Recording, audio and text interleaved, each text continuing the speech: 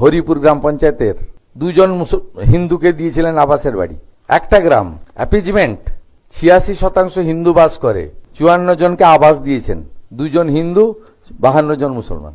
సువేందు అధికారి పశ్చిమ బెంగాల్ సీఎం కొన్ని సంచలనమైన కామెంట్లు చేసాడు. ఏంది అంటే వెస్ట్ బెంగాల్ గత ప్రభుత్వంలో మమతా బెనర్జీ సీఎం గా ఉన్నప్పుడు నందీపూర్ గ్రామంలో 86% మంది హిందువులు ఉన్నారంట. 54 మందికి ఇల్లు మంజూరు చేసిందంట. ఆ 54 మందిలో 52 మందికి ముస్లింలు ఉన్నారంట, 2 హిందువులు ఉన్నారంట. అంటే ఏ విధంగా మతాల పరంగా ఇల్లులు మంజూరు చేసింది మమతా బెనర్జీ ఒక్కసారి మీరు అర్థం చేసుకోవాలి. సువేందు అధికారి ఆధారాలతో సహా బయటపెట్టినాడు. అంటే ముస్లింలకి ఏ విధంగా ప్రియారిటీ ఇచ్చింది మమతా బెనర్జీ ఒక్కసారి అర్థం చేసుకోవాలి. ఇంత దారుణం తెలుసా పశ్చిమ బెంగాల్లో. సో సువేందు అధికారాన్ని లెక్కలని తెరుస్తూ ఉన్నాడు.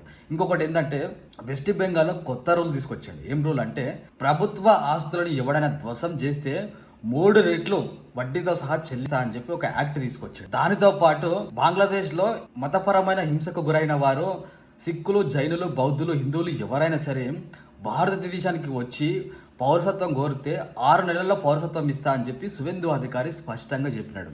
2,30,000 మంది శరణార్థులు ఇప్పటివరకు సిఏఏ కింద అంటే భారత పౌరసత్వం కోసం దరఖాస్తు చేసుకోరంట. అందులో 23,000 మందికి పౌరసత్వం ఇచ్చారంట ఇప్పటివరకు. అంటే ఏ విధంగా మత మార్పిడులకు ప్రోత్సహించింది మమతా బెనర్జీ ఒక్కసారి అర్థం చేసుకోవాలి. ఎంత దారుణమైన రిపోర్ట్లు అంటే అంత దారుణమైన రిపోర్ట్లు. వెస్ట్ బెంగాల్లో మమతా బెనర్జీ చేసిన ఈ అరాచకాల గురించి మీరేమనుకుంటారో కింద కామెంట్ చేయండి, లైక్ చేయండి, షేర్ చేయండి.